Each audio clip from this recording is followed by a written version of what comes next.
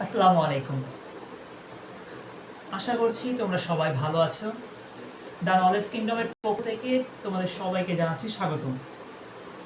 আমাদের আজকের ক্লাসের টপিক ইংলিশ গ্রামারের রাইট ফর্ম অফ ভার্বস। আমাদের ক্লাসের উদ্দেশ্যটা কি সেটা তোমরা জানো। আমি কিন্তু আজকে তোমাদেরকে আগে থেকে বলে আসছি যে আজকে আমাদের ক্লাস তোমাদেরকে দেওয়া হবে। আসলে ক্লাস শুরু করবো ভাবতে ভাবতে এ কাজ সে কাজ করতে করতে রাত অনেক করে ফেললাম।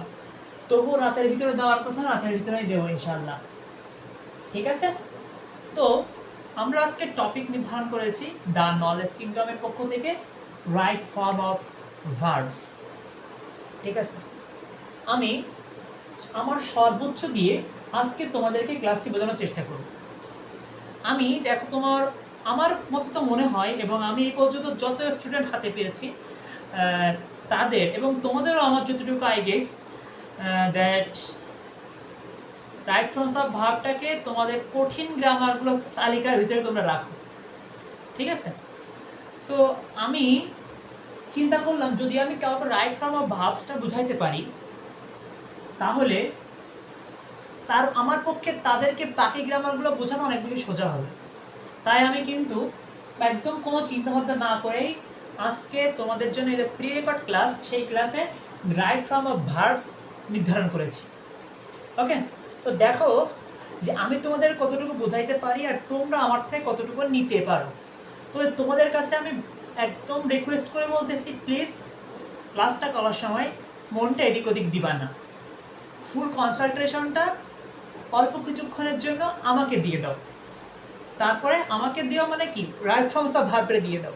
ঠিক আছে, আচ্ছা তুমি যে ওই কিছু মানে মন এদিক ওদিক দিয়ে বলবো ভাইয়া বুঝি নাই, তখন কিন্তু আমি খুবই রাগ করবো। ক্লাসটা তোমরা বোঝার চেষ্টা করলে বুঝতে পারবা। ওকে, আমি তোমাদের জন্য সর্বোচ্চ কি বলবো সর্বোচ্চ ছোট করে ক্লাস নিচ্ছি। মানে তুমি বুঝতে পারতেছো রাইট ফর্মস অফ ভার্ব আমরা আজকের একটা ক্লাসের ভিতরে 90% কমপ্লিট করবো ইনশাআল্লাহ। কতটা? 90% কমপ্লিট করবো। তো চলো দেরি না করে আমরা দ্রুত ক্লাসের দিকে অগ্রসর হই। দেখো ভাইয়ারা, আমরা আজকে নির্ধারণ করেছি আমাদের topic right form of verb. এখানে এই রাইট শব্দের অর্থটা হচ্ছে উপযুক্ত। কি হয়েছে? রাইট শব্দের অর্থ কি? উপযুক্ত। আর এই ফর্ম শব্দের অর্থ হলো স্থান বা অবস্থান। যে অবস্থান হওয়া দরকার, জায়গা বলো, স্থান বা জায়গা। আর অফ তো রয়ের ভার্বস মানে তো ভার্ব ক্রিয়া, সেটা তোমরা জানো। তাহলে এর মানেটা কি হচ্ছে? ভার্বের উপযুক্ত স্থান বা জায়গা কোনটা সেইটা নির্ধারণ করে দেওয়াই হলো রাইট ফর্ম অফ ভার্বস, এই গ্রামারটার কাজ। এই গ্রামারটা জেনে আমরা কি করতে পারবো? একটা ভার্বকে তার অরিজিনাল জায়গা কোনটা সেখানে বসাতে পারবো। তুমি বলবে ভাইয়া আমরা ভার্বকে কেন নির্দিষ্ট জায়গায় বসাবো? ভার্বকে নির্দিষ্ট জায়গায় বসাতে হবে কারণ প্রত্যেকটা জিনিসের একটা নির্দিষ্ট জায়গা আছে। তুমি যদি তাকে সেখানে না বসে অন্য জায়গায় বসাও তাহলে অনেক বড় বিপদ হয়ে যেতে পারে। যেমন তুমি যদি একজন ডাক্তারের জায়গায় একজন দর্জিকে বসাও, যে টেইলর, যে তোমাদের জামা কাপড় সেলাই করে আর কি, ঠিক আছে, জামা কাপড় বানিয়ে দেয়। তুমি বলবো ভাইয়া ওই যে সার্জারি যে ডাক্তার সেও সেলাই করে, ওই দর্জিও তো সেলাই করে, তাহলে দুইজনের কাজে তো সেলাই করা, তাহলে আমরা দর্জিকে ডাক্তারের জায়গায় বসাই দিই। তখন ওই ডাক্তার যখন অপারেশন করতে যাবে, দর্জি যে ও যখন অপারেশন করতে যাবে তখন কি হবে বলো তো? হার্ট অপারেশন করতে যে কিডনি ফেলে দেবে। ঠিক আছে, তো আমাদের এই ভার্বগুলো যেন হার্ট অপারেশন করতে যে কিডনি না ফেলে দেয়, আর তোমাদের যেন রাইট ফর্মস অফ ভার্ব লিখতে গিয়ে হার্ট কিডনি দুইটাই বেরিয়ে না যায়, তার জন্য আমাদের রাইট ফর্মস অফ ভার্বটা সহজ করে পড়ানোর চেষ্টা। ঠিক আছে, চলো আমরা এই রাইট ফর্মস অফ ভার্বের নিয়মগুলোকে মাত্র 8টা ভাগে ভাগ করছি। মাত্র 8টা ভাগ। এই 8টার টপিক অনুযায়ী পড়লে তোমার রাইট ফর্মস অফ ভার্বের 90% ক্লিয়ার। আর 10% ক্লিয়ার করার জন্য আর ছোট্ট ছোট্ট 8 লাইন পড়তে হবে। 8টা লাইন জাস্ট এখান থেকে লেখা শুরু করলে এখানে যে শেষ হবে, এমন মোট 8টা লাইন পড়লেই আমাদের total right forms of verb complete. তো চলো দেখি আমরা আজকের ভিডিওতে কতটুকু পর্যন্ত করতে পারি। ঠিক আছে, আচ্ছা দেখো আমরা 8টা যে নিয়ম বানাইছি তার ভিতরে প্রথম যেটা সেটা হচ্ছে নাম্বার 1,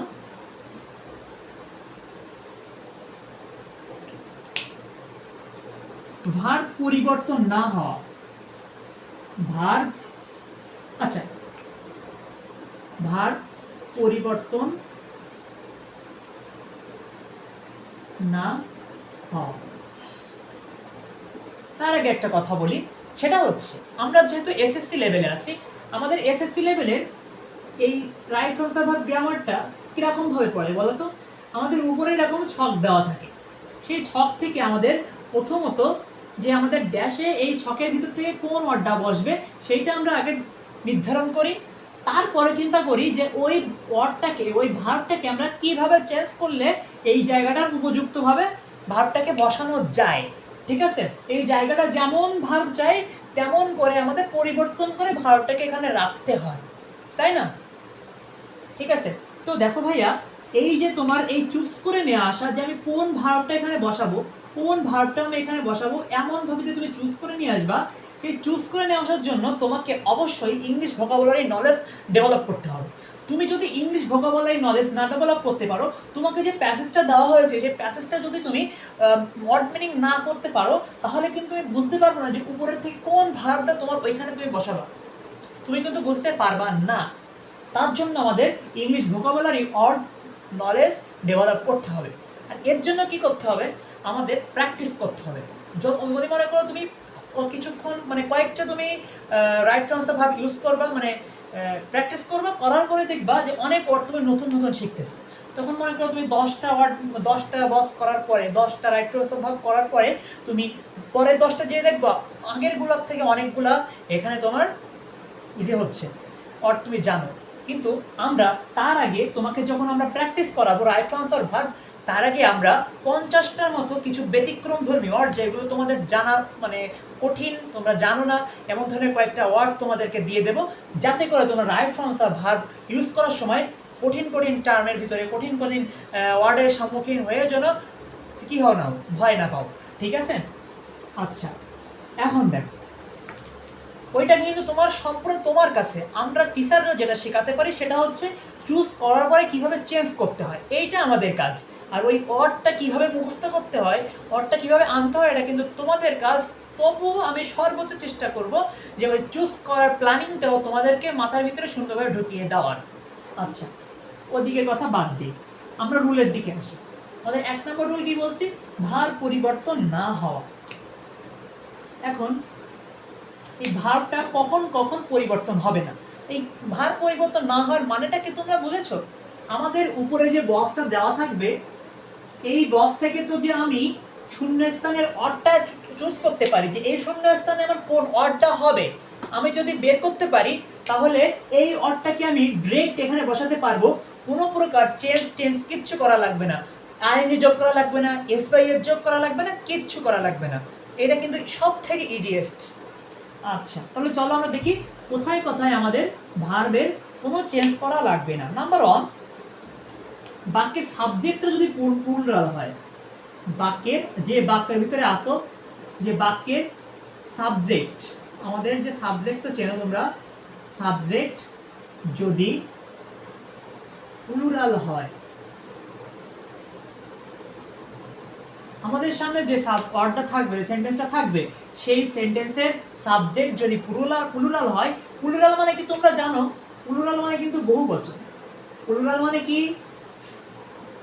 বহু বচন।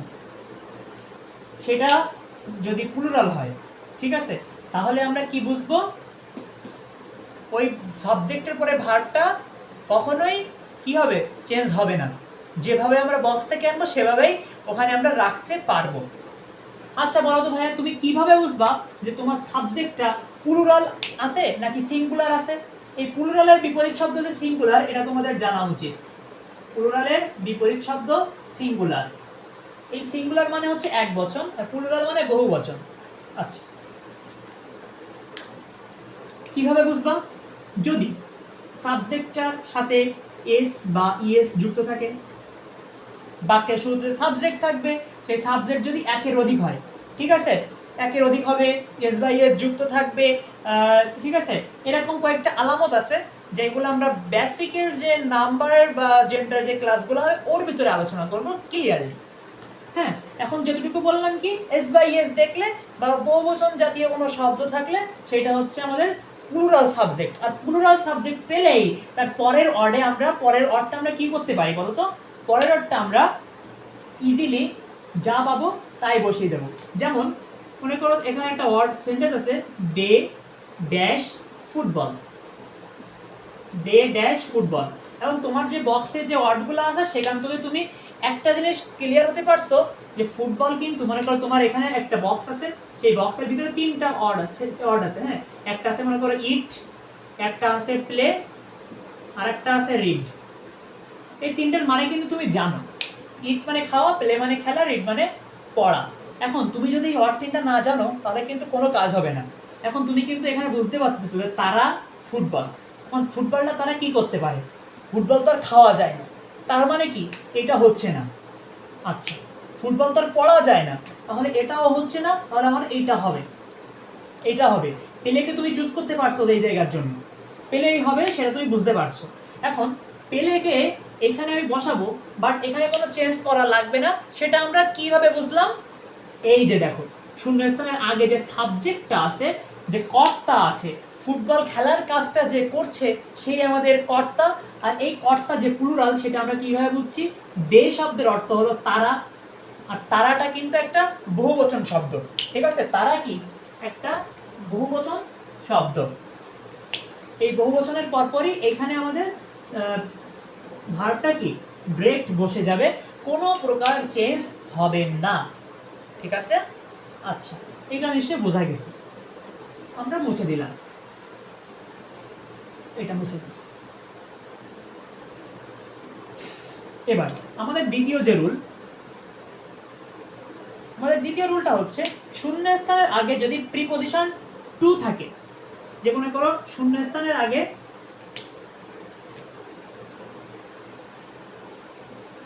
শূন্য স্থান, আমাদের যে গ্যাপটা থাকবে সেই গ্যাপের আগে যদি টু থাকে,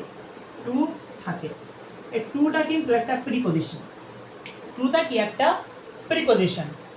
যদি কোনো ড্যাশ, মনে করো একেবারে ড্যাশ আছে, সেই ড্যাশের আগে একটা টু পাইছো তুমি, টু দেখলে কি করবা বলো তো? এখানে যে ভার্বটা আসবে ডিরেক্ট বসিয়ে দিবা, কোনো তোমার চিন্তা নেই। তবে এখানে একটা কিন্তু আছে, কিন্তুটা হলো কিছু কিছু অডের পরে কিছু কিছু টু, ঠিক আছে, কিছু কিছু টু এর ক্ষেত্রে, যে তুমি যে সব টু এর ক্ষেত্রে যে তুমি এখানে বসাতে পারবা তা না। আটটা শব্দের আগে, আটটা শব্দের, ঠিক আছে, টু এর আগে যদি আটটা শব্দ থাকে তাহলে টু এর পরের সেন্টেন্স ড্যাশে তুমি কি ডিরেক্ট ভার বসাতে পারবা না। কথা কোনো তুমি বুঝো নাই, আবারও রিপিট করতেছি। আমরা কি বললাম? টু থাকলে টু এর পরে ড্যাশ থাকবে, সেই ড্যাশে আমরা ভার্বটাকে কোনো প্রকার চেঞ্জ না করেই বসাতে পারবো। তবে এখানে কিছু ব্যতিক্রম আছে। সেই ব্যতিক্রমটা হচ্ছে যদি এই টু এর আগে আটটা ওয়ার্ড আছে, কি আছে? আটটা ওয়ার্ড। ওই আটটা ওয়ার্ড থেকে কোনো একটা ওয়ার্ড বসে যায়, তাহলে এই টু এর পরে আর ডিরেক্ট আমরা ভার বসাতে পারবো না, সেখানে আমাদের আইএনজি যোগ করে বসাতে হবে। কিন্তু এই আটটা ওয়ার্ড নিয়ে আমাদের এখন মাথা না, এটা আমরা আমাদের নেক্সট একটা রুলে যে পাবো, যেখানে আমরা আইএনজি হওয়ার রুল পড়বো, সেখানে যে ওই আটটা ওয়ার্ড সম্পর্কে আমরা ডিটেলস জানবো। এখন আপাতত জেনে রাখো, নর্মালি টু এর পরে আমরা কি বসাবো? ডিরেক্ট ভার বসাবো, কোনো চেঞ্জ করা লাগবে না। I hope you are clear. চলো একটা উদাহরণ দিই, তাহলে তোমার জন্য সেটা আরো বেশি ক্লিয়ার হবে। ধরো একটা সেন্টেন্স আছে, আই ওয়ান্ট টু ড্যাশ। আমরা যেহেতু ফুটবল নিয়ে পড়েছি যখন আজকে, ওই ফুটবল নিয়েই শেষ করে দেই। চলো ফুটবল নিয়েই শেষ করি।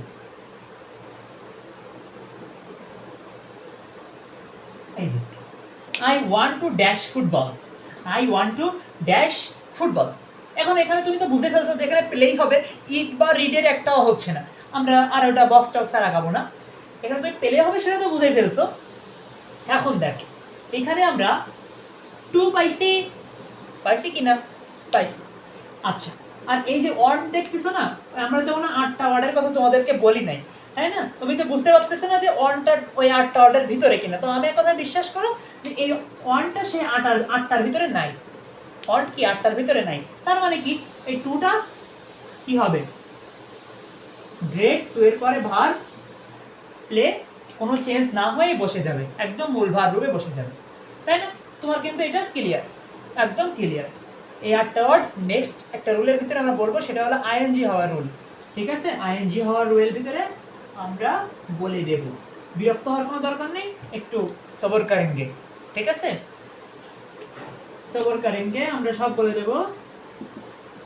আমাদের 3 নম্বর দেখো, এইখানে 1 নম্বর রুলের 3 নম্বর পার্ট চলে আসছে। 1 নম্বর রুলের ভিতরে 3টা পার্ট, 1 শেষ 2 শেষ, 3 নম্বর করলে 1 নম্বর রুল শেষ।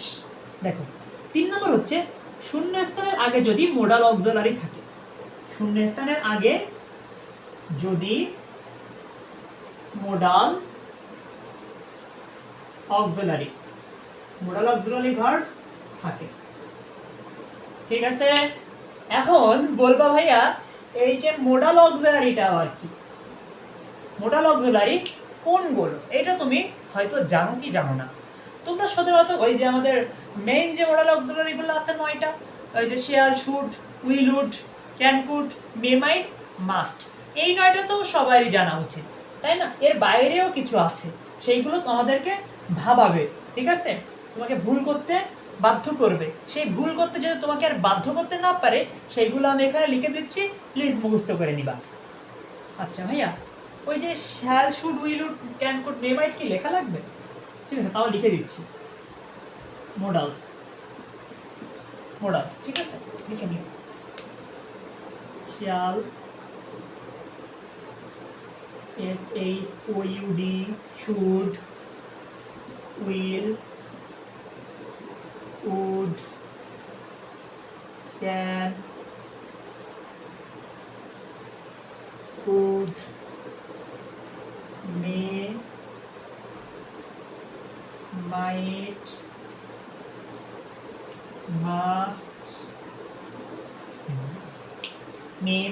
মাস্ট, এবার এই 9টা কিন্তু সবারই জানা উচিত, এটা সবাই জানো। এরপর থেকে দেখো আসল খেলা শুরু। Have to, has to, had to, have better,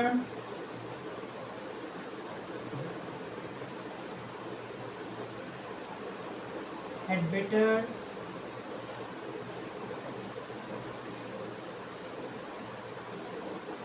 has better,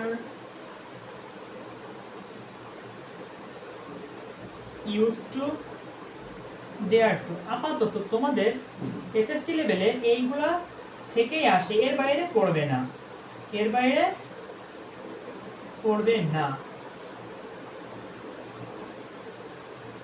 এই যে এইগুলা আপাতত জানলে হচ্ছে। আচ্ছা লাস্টকে দেখা যাচ্ছে,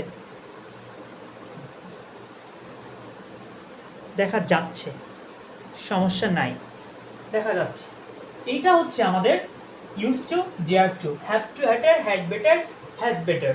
ঠিক আছে, এই যে আমাদের এগুলো আছে, এইগুলো জানলে আমাদের কি বলতো, modal auxiliary part complete. Modal auxiliary part কি কমপ্লিট।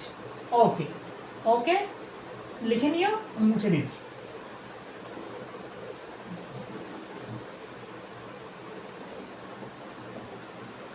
আচ্ছা দেখো, আমাদের 2 নম্বর রুলসটা হচ্ছে ভার্বের সাথে কখন এস বা ইএস যুক্ত হবে। আমরা আগে যে 3টা পড়ছি, ওই 3টা যখন আমাদের সত্য কেটে যাবে, তখন আমরা ভার্ব চেঞ্জ না করেই বসাতে পারবো। এবার এই যে শব্দগুলো আমরা শেখাবো, এখানেও আমাদের মাত্র 2টা রুলস আছে, তার 3টা ছিল, এবার করবো মাত্র 2টা। হ্যাঁ, এই 2টা হইলে কি হবে, ভার্বের সাথে কি হবে, যেটা আমরা চুজ করে নিয়ে আসবো থেকে, সেটা যখন আমরা বসাবো, সাথে এস বা ইএস মিশায়ে বসাবো। হ্যাঁ, তাহলে দেখো আমাদের 1 নম্বরে হচ্ছে বাক্যের সাবজেক্ট এই 3rd পারসন সিঙ্গুলার নাম্বার হয়। সাবজেক্ট যদি 3rd পারসন সিঙ্গুলার নাম্বার হয়, এইটার মানে কি বোঝো? থার্ড পারসন সিঙ্গুলার নাম্বার সম্পর্কে তোমাদের ধারণা কি? সিঙ্গুলার নাম্বার কি সেটা তো আমরা আগেই বললাম, যেটা একক শব্দ মানে এক বচন জাতীয় যে শব্দগুলো আছে সেইগুলো হলো সিঙ্গুলার। যেমন আমি যদি বলি আমি কিন্তু কি থার্ড সিঙ্গুলার নাম্বার, বাট আমরা বললে কি হবে? অনেকজন, বহু বোঝাবে, একের অধিক বোঝালে প্লুরাল, আর একটা জিনিস বোঝালে একজন মানুষ হোক, একজন বস্তু হোক, একজন যাই হোক, তো এক বোঝায় তাহলে সেটা সিঙ্গুলার। ঠিক আছে, অতটুকু সেন্স তোমাদের আছে আমি ধরেই নিচ্ছি। আর থার্ড পারসন মানে কি অনেকের হয়তো মনে নাই, আমি বলে দিচ্ছি।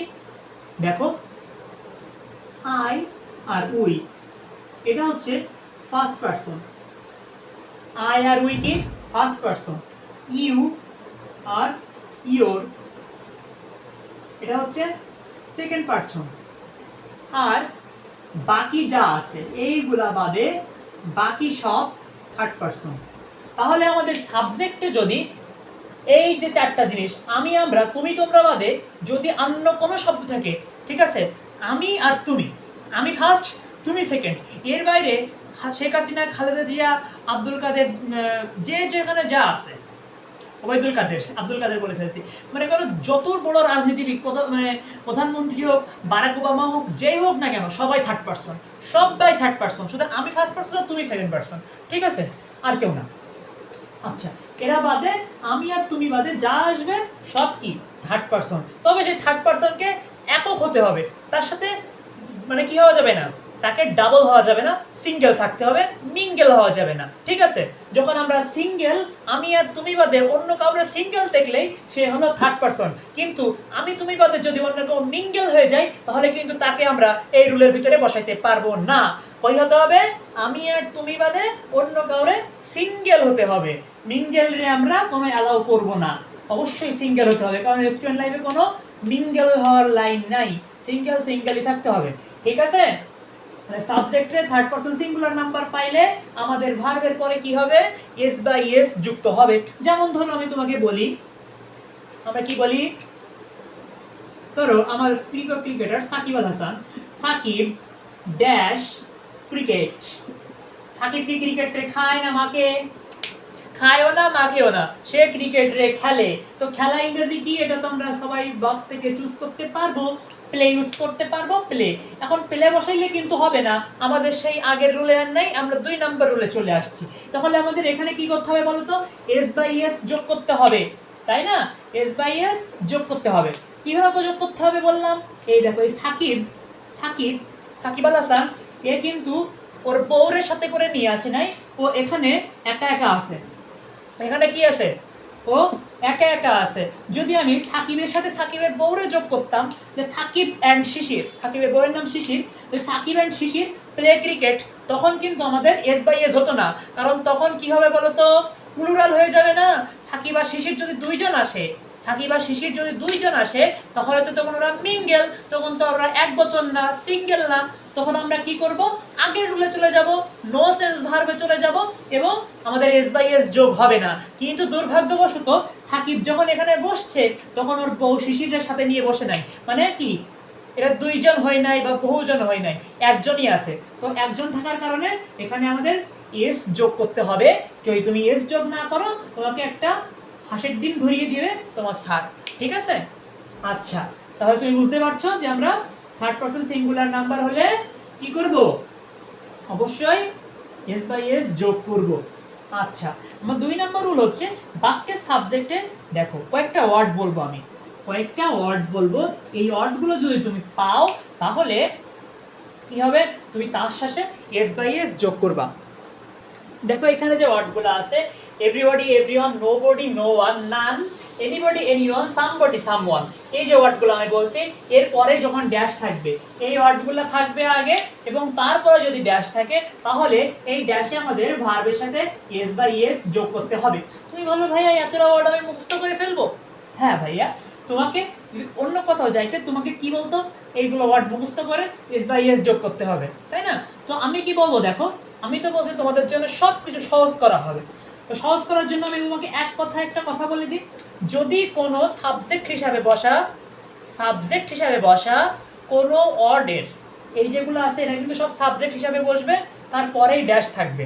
তো যখন তুমি দেখবা যে একটা ড্যাশ আছে এবং তার আগে একটা সাবজেক্ট আছে, সেই সাবজেক্টের আগে হোক বা পরে হোক, মানে সাবজেক্টের শুরুতে হোক বা শেষে হোক, বডি আছে, কি আছে, বডি যুক্ত কোনো সাবজেক্ট বা অন যুক্ত কোনো সাবজেক্ট যদি তুমি পাও যে তার বডির ভিতরে, মানে সেই ওয়ার্ডটার ভিতরে কোথাও বডি আছে বা কোথাও ওয়ান আছে, তাহলে তাদের পরে যে ভার্বটা তুমি বসাবা সেই ভার্বে এস বা ইয়েস যোগ করে দিবা।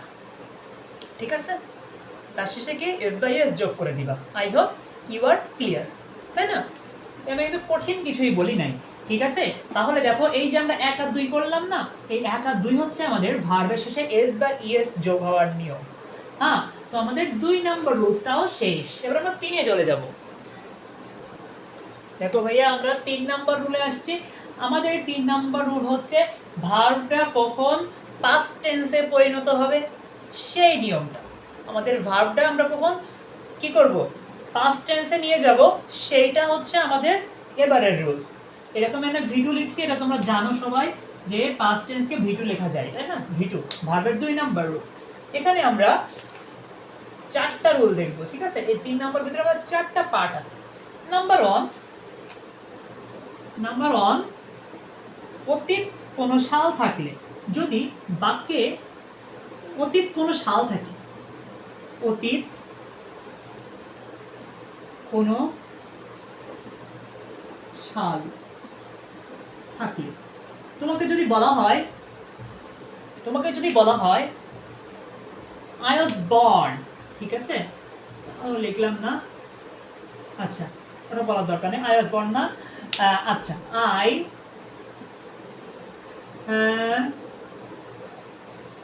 কি বলা যায়, আচ্ছা I dash a mobile in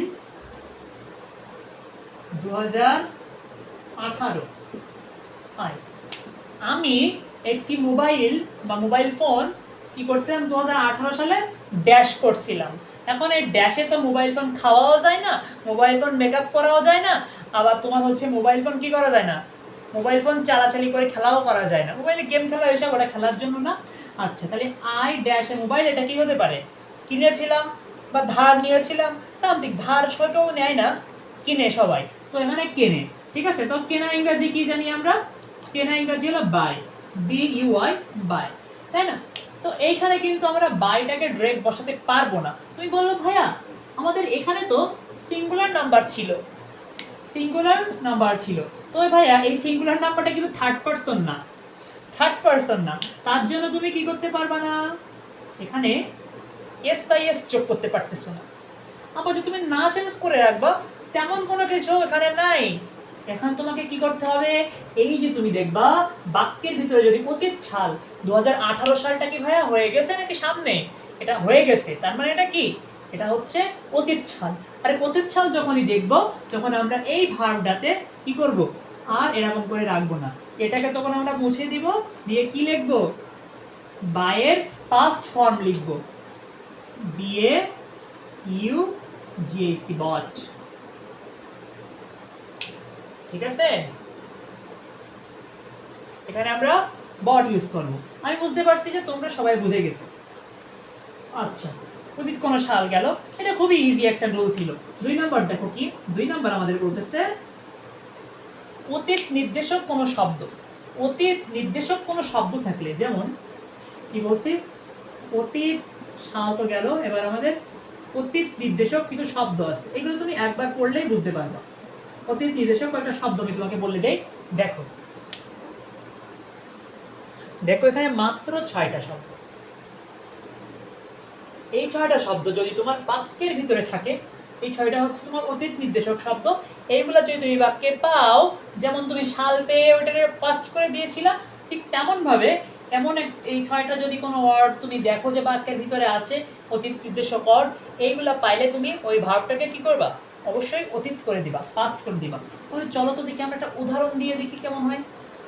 আমি যদি বলি ঠিক সে মোবাইল কিনবো, এখানে আমরা কি করব, মোবাইল কিনবো। আচ্ছা, উদাহরণটা এখানে লিখবো নাকি নিচে লিখবো, এখানে লিখি, দেখে দেখা যাবে না হয়তো, এখানে লিখি I dash a mobile phone, sorry কি লিখতেছি, মোবাইল, আচ্ছা মোবাইলটা একবার কিনছি, এটা কিনে বাদ দে। আমি কি করব, আমি করব হচ্ছে এটা একটা খাই, অনেক সময় খাওয়া দাওয়া মোটেও হয়নি আজকে আমাদের, তাই না? একটু খেয়ে আসি, রাত অনেক হয়ে গেছে, ক্ষুধাও লাগছে, চলো একটু কিছু খেয়ে আসি। I dash a fish, fish fish তো অনেকে, আমরা একটা কি করি, আপেল খাই, হ্যাঁ আপেল খাই, একটা আপেল খাই। I dash a apple yesterday,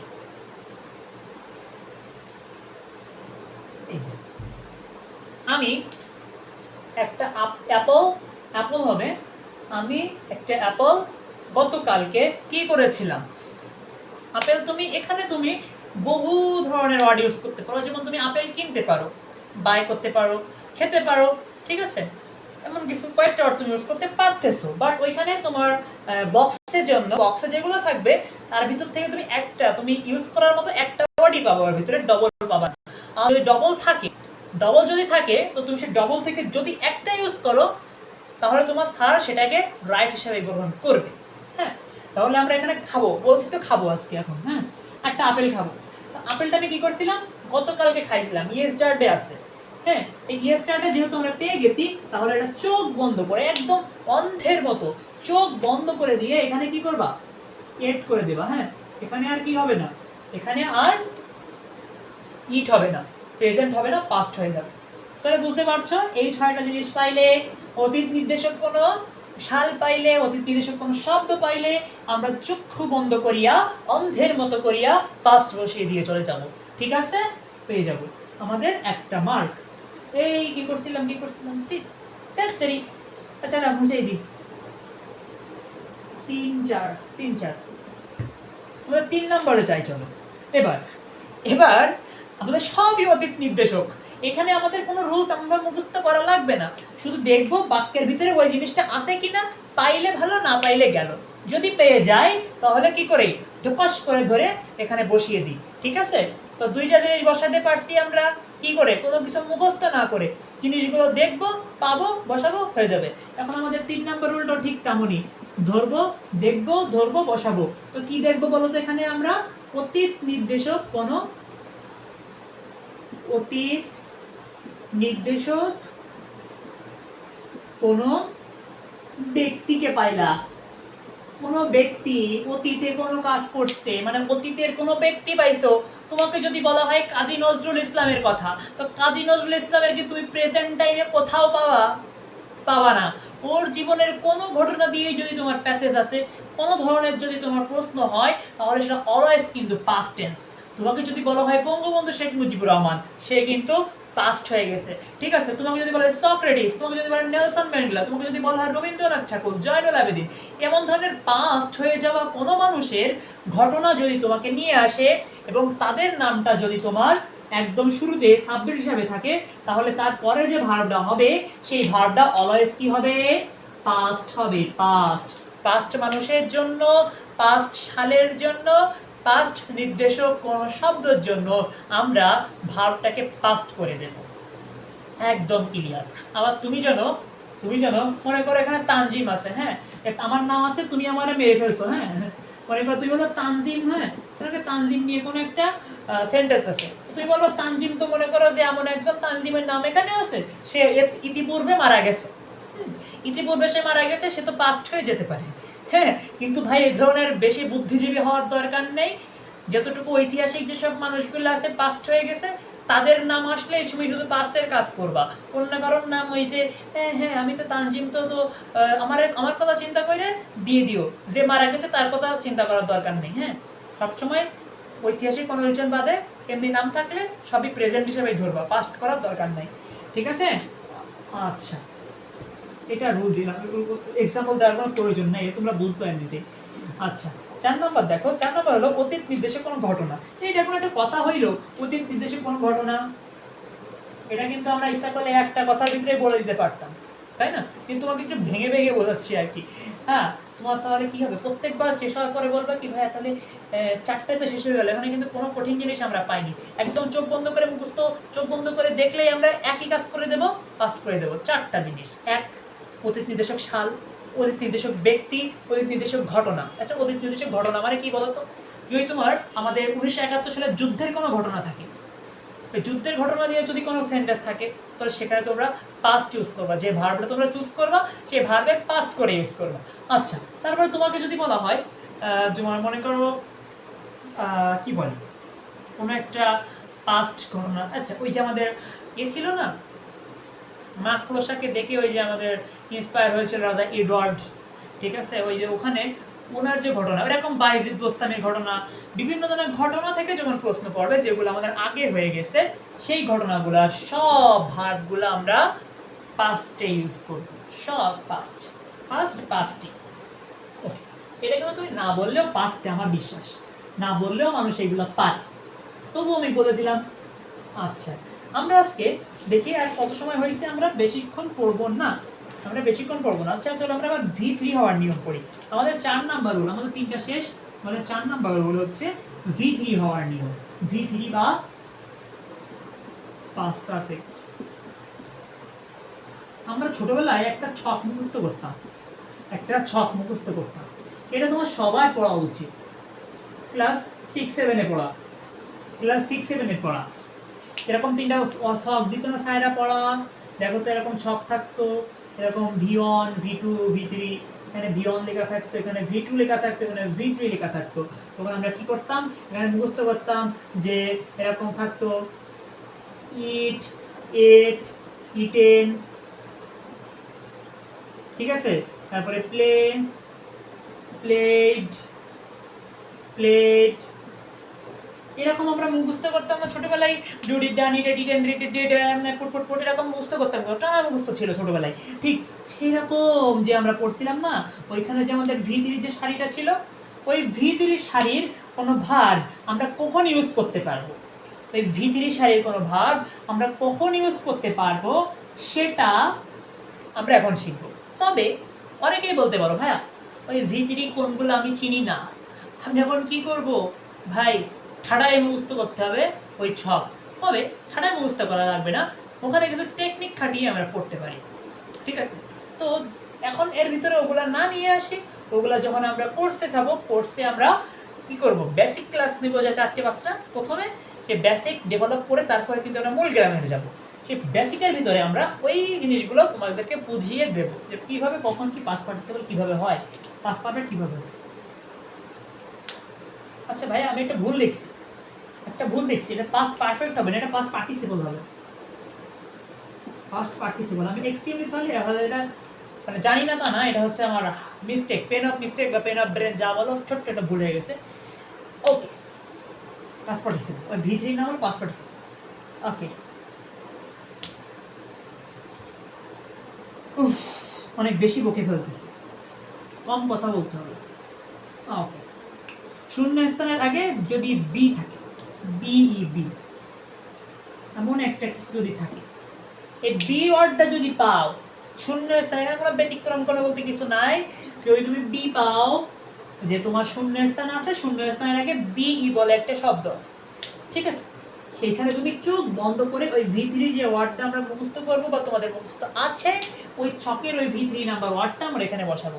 তোমার বক্সে যে ওয়ার্ডটা থাকবে সেটা হয়তো ওই V1 গ্রুপের একটা ওয়ার্ড থাকবে, ওই V1টারে V2 V3, ওই V3 যেটা হয় সেই V3 কে, যেমন মনে করো তোমার এখানে মনে করো বক্সটা আছে প্লে, প্লে তো একবার বলছি, প্লে আর না দিই, মনে করো ডু, এখানে তোমার বক্সের থেকে তুমি এখানে ডু বসাতে পারবা, একটা শূন্য স্থান আছে এখানে তুমি ডু বসাতে পারবা। এখন তুমি ডু এর পরিবর্তে কি করবা? ডু তো V1, এখানে তোমার V2 তে ডিড হয়ে যায়, DON ডান হয়ে যায় V3 তে যে, তাই আমরা এখানে V1টা আমাদের প্রশ্নে থাকবে, আমরা কি করব? এই V3 নাম্বারটা যে ইউজ করতে হবে, ঠিক আছে? এখন আমরা V3 নাম্বার যখন ইউজ করতে যাব, তখন আমাদের ছক মুখস্থ লাগবে। হ্যাঁ, তাহলে কিন্তু একদম ইজি, বি থাকলে V3 করে দিতে হবে, একদম চোখ বন্ধ। ওকে, আমাদের 2 নম্বর কথা, শূন্য স্থানের আগে যদি হ্যাভ, হ্যাজ, হ্যাড, গট এগুলো থাকে, কি থাকে? হ্যাভ, হ্যাজ, হ্যাড, গট, ঠিক আছে, গট।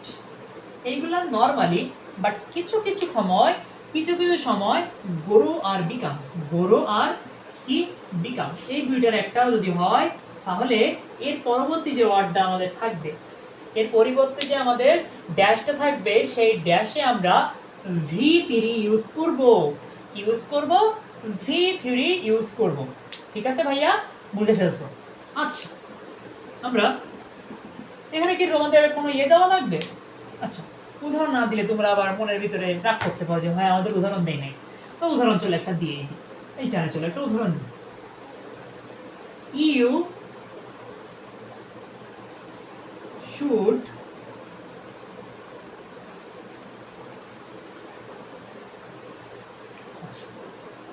be না দিই,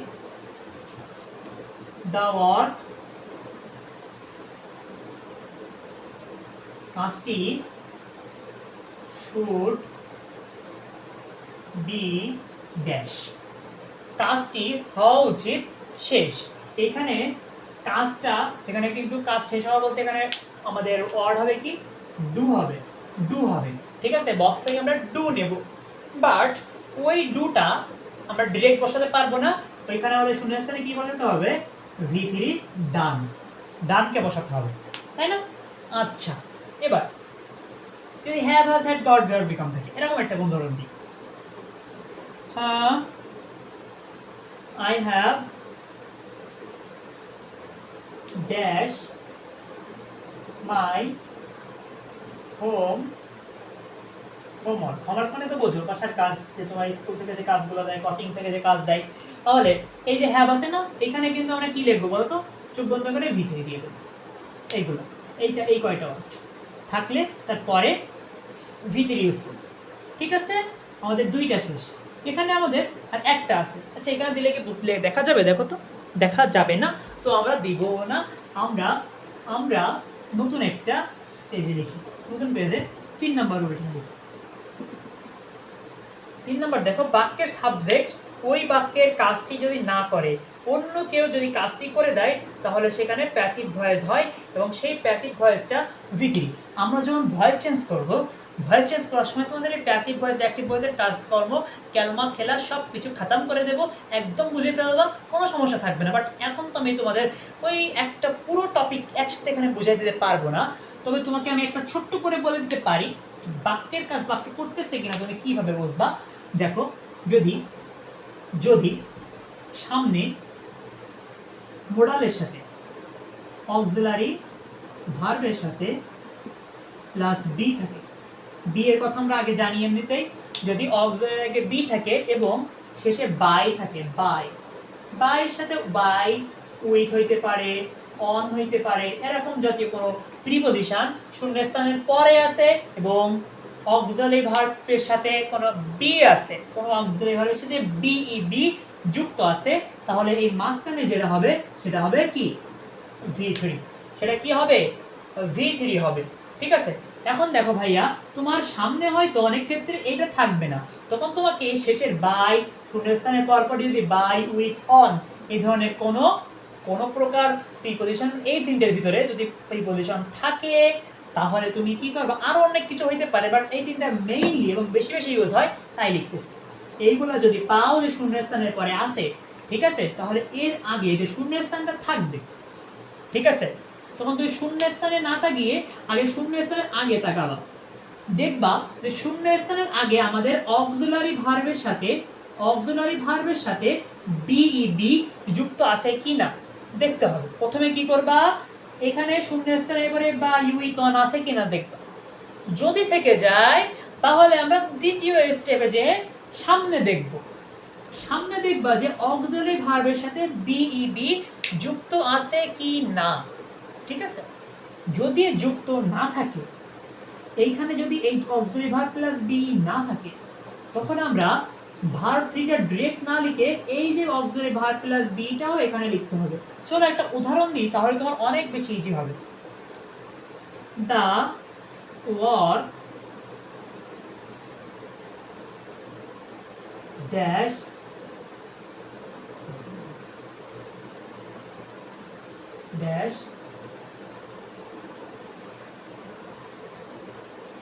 ডান by me, sorry sorry sorry, done তো হবে না, এই যে ড্যাশ। এইখানে দেখো আমরা বাই পাইছি না, কি পাইছি বলো তো, বাই পাইছি।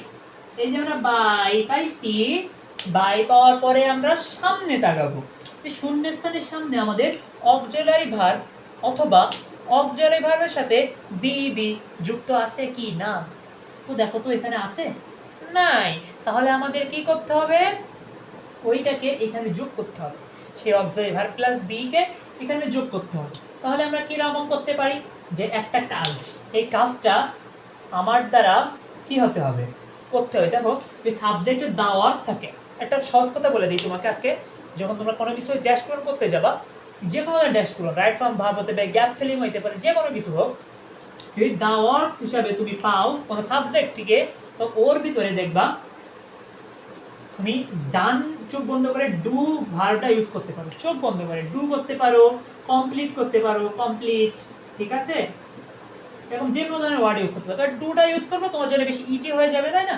তাহলে দেখ দাওয়ার আমরা এখানে ডু ইউজ করবো, এখানে আমরা ডুটা প্রথমে নিই, বক্স থেকে পেড়ে নিয়ে আসছি, আম গাছ থেকে যেমন আম পাড়ে, আমরা বক্স থেকে তখন ডুটা পেড়ে নিয়ে আসলাম, নিয়ে আসার পরে আমরা এইটাকে কি করব, যেহেতু আমরা বাই পাইছি, তার মানে বাইয়ের আগের ড্যাশে আমরা অবশ্যই ভি থ্রি করবো, তো চলো এটাকে আমরা ভি থ্রি করে দিই, ডুকে আমরা ভি থ্রি করে দিলাম।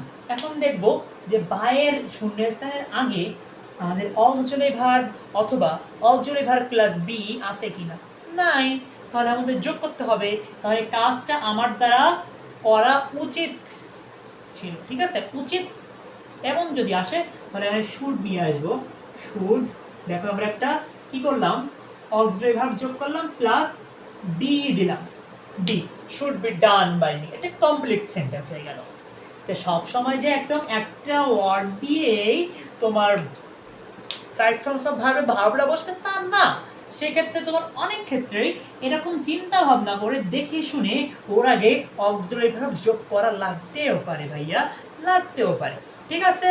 তাহলে আমরা এই যে মডাল অক্সিলারি ভার্ব যখন থাকবে, দেখো মডাল অক্সিলারি, এখানে এই অক্সিলারিটা কিন্তু মডাল, ঠিক আছে, মডাল অবশ্যই মডাল অক্সিলারি, হ্যাঁ, এখানে দেখো তোমার যদি এই শুডটা কি আমাদের মডাল অক্সিলারি না, এই মডাল অক্সিলারি হওয়ার কারণেই কিন্তু তোমার এইখানে বি বসাইছি, যদি আমি এখানে মডাল অক্সিলারি না বসিয়ে অন্য কোনো একটা নরমাল প্রাইমারি যে আমাদের এগুলো আছে অক্সিলারি এগুলো আছে এইখান থেকে কিছু বোঝাতাম, তাহলে কেমন হতো, দ্য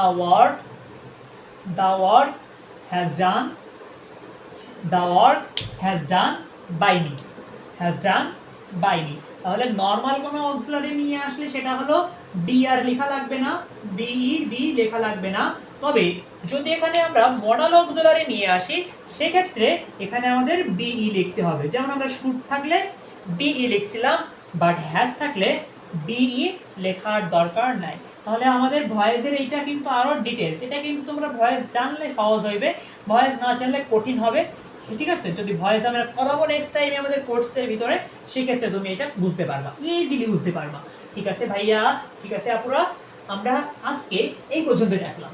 আমাদের যে মোট 8টা রুল আছে রাইট ফ্রম ভাবে, এরকম ভাবে ঠিক 8টা রুল আমি যদি করতে পারি আমাদের রাইট ফ্রম ভাব শেষ। তারপর আমরা 4টা করলাম আজকে, যদি আমরা নেক্সট ক্লাস করি তাহলে নেক্সট ক্লাস হবে আমরা কি করতে পারবো, 8 নাম্বার মানে বাকি 4টা আমরা ওখানেই শেষ করে দিতে পারবো, ঠিক আছে।